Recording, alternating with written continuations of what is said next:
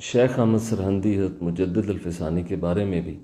کہ آپ کے جو مکاتیب ہیں اگر آپ ان کو توجہ سے دیکھیں تو ان کے اندر جو کلامی مباحث ہیں، جو حکمت کی باتیں ہیں، جو سنت کے متعلق آپ کے فرمودات ہیں، جو شریعت کے مسائل ہیں، جو آپ کے فقہی استدلالات ہیں، وہ ساری چیزیں ایک طرف رکھ دیتے ہیں اور صرف ایک چیز کو لے لیتے ہیں کہ یہ آپ نے کیا ہے اور اسی کو ہی اختیار کیا ہے، تو وہ ایک کلی تعارف ہو جاتا ہے، جبکہ ایسا ہونا نہیں چاہیے۔ عام طور پر یہ منکرین کے ہاں عام ہے،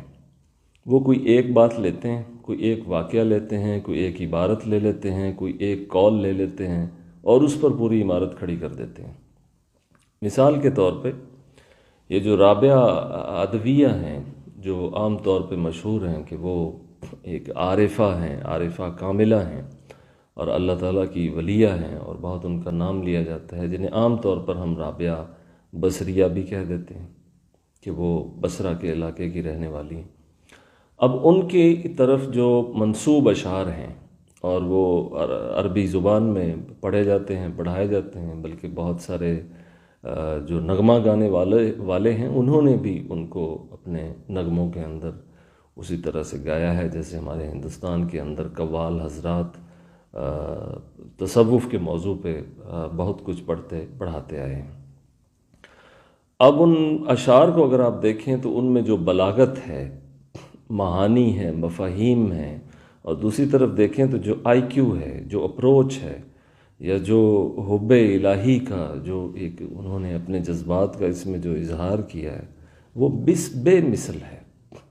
میں آپ کے سامنے وہ چند اشعار رکھتا ہوں جس میں وہ فرماتی ہیں کہ عرفت الہوا مذ عرفت ہواک واغلقت قلبی علی من عاداک۔ آپ اس میں یہ فرمانا چاہتی ہیں کہ میں نے محبت کو جانا ہی تب جب تم سے محبت کی، یعنی اللہ تعالیٰ کی محبت سے مجھے محبت کی پہچان ہوئی کہ حب کسے کہتے ہیں۔ وَأَغْلَقْتُ قَلْبِي عَلَى مَنْ عَادَاكَ، اور پھر جو تیرا جو بھی دشمن ہے،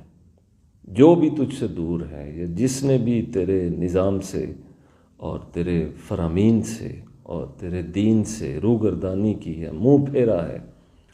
اس سے میرے دل کے اندر اس سے ایک عداوت پیدا ہو گئی۔ میں نے بند کر دیا ہے ہر اس دشمن کے لیے اپنا دل، اپنے وجود کے کسی بھی رخ کا کوئی بھی دائرہ، کوئی بھی سمت، میں نے ہر ایک کی طرف سے اس کو بند کر دیا ہے جو تجھ سے دشمنی رکھتا ہے۔ وَقُمْتُ أُنَاجِيكَ يَا مَنْ تَرَى خَفَايَا الْقُلُوبِ وَلَسْنَا نَرَاكَ۔ ہاں میں کھڑی ہوں یا میں کھڑا ہوں، اناجی کا یا من ترا، تجھ سے رجوع کیے ہوئے، تیری طرف دیکھتے ہوئے، تیری طرف اپنے دست تمنا کو دراز کرتے ہوئے، تیری طرف اپنی تمام تر حاجتوں کا رخ کرتے ہوئے، اور میں اپنے پاؤں کے ناخن سے سر کے بال تک تیری ہی طرف متوجہ ہوتے ہوئے، تیری ہی طرف تجھے ہی مقصود بناتے ہوئے، مطلوب بناتے ہوئے، اور اپنی غرض و غایت کی تمام گرہیں تیری ہی بارگاہ میں پیش کرتے ہوئے کہ ان کو کھولی جائیں۔ وہ صرف تو ہے، تو تھا، تو ہے اور تو ہوگا۔ اس طرح آگے کہہ کے پھر اللہ تعالیٰ کی صفت کی طرف توجہ دلاتی ہیں کہ یا من ترا خفایا القلوب ولسنا نراک، کہ میرے ذہن کے خیالات، تخیلات سے میرے تفکرات، افکار، میرے ارادے، وہ سب کچھ اس کے لیے ترا کا لفظ استعمال کیا، جیسے قرآن مجید میں بھی ہے خفایا القلوب ولسنا نراک، وہ چھپی ہوئی باتیں جو دلوں میں، قرآن مجید میں بھی ہے کہ جو تم چھپاتے ہو ظاہر کرتے ہو خدا جانتا ہے۔ خفایا القلوب ولسنا نراک، ہم نہیں دیکھتے، ہمارا دیکھنے میں اور اس کے دیکھنے میں کیا مناسبت ہو سکتی؟ زمین آسمان کی بھی کہیں تو مناسبت نہیں۔ وَلَسْنَا نَرَاكَ، ہمیں نہیں پتہ، ہمارے علم میں نہیں ہے، لیکن تو جانتا ہے ان خفایا القلوب کو بھی، جو دلوں میں چھپی ہوئی باتیں ہیں، جو ارادے ہیں، جو وساوس ہیں، جو خیالات ہیں، جو فکریں ہیں، جو سطحیں ہیں۔ فَأَمَّا الَّذِي هُوَ حُبُّ الْهَوَىٰ فَشُغْلِي بِذِكْرِكَ عَمَّنْ سِوَاكَ، کہ تیری محبت نے جب سے مجھے دامن گیر ہوئی ہے،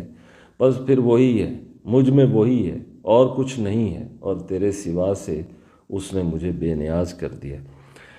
وَأَمَّا الَّذِي أَنْتَ أَهْلٌ لَهُ فَلَسْتُ أَرَى الْكَوْنَ حَتَّى أَرَاكَ۔ یہ دوسرا شعر بہت زبردست، اس کا دوسرا مصرع بہت زبردست، یعنی کائنات کی کسی جزئی پر میری نظر ہی نہیں پڑتی جب تک میری نظر تجھ پہ نہیں پڑتی، یعنی ہر ایک جزئی میں وَفِي كُلِّ شَيْءٍ آیَةٌ لَهُ أَنَّهُ وَاحِدٌ أَحَدٌ صَمَدُ۔ یہ اس کا ایک عملی پہلو ہے، یعنی میں کسی بھی مظہر کی طرف دیکھتا ہوں، دیکھتی ہوں، تو اس میں تیرے انوار، میں تیری تجلیات، میں تیرے ارادے کو دیکھتا ہوں، جو کچھ تو نے قضاء و قدر سے مقرر کیا ہے میں اس کو دیکھتا ہوں، یعنی میں کائنات کو نہیں دیکھتا بلکہ اس کائنات کے اندر جو کچھ بھی دیکھتا ہوں پہلے میں اسے تیری نشانی کے طور پہ دیکھتا ہوں، جیسا کہ قرآن مجید میں بھی افلا ينظرون الى الابل كيف خلقت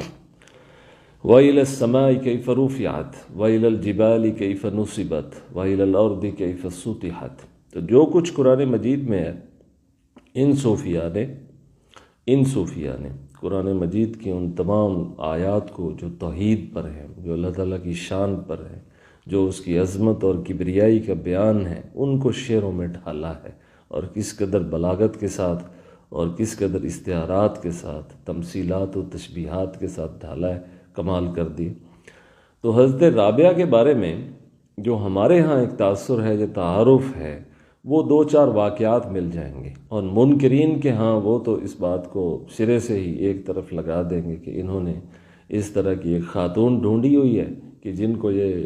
کلندروں میں شامل کر دیتے ہیں کہ وہ نصف کلندر ہیں، یا اس طرح کی گھسی پٹی باتیں۔ آپ ان اشعار کو پڑھیں، آپ کو پتہ ہو کہ یہ ایک عالم،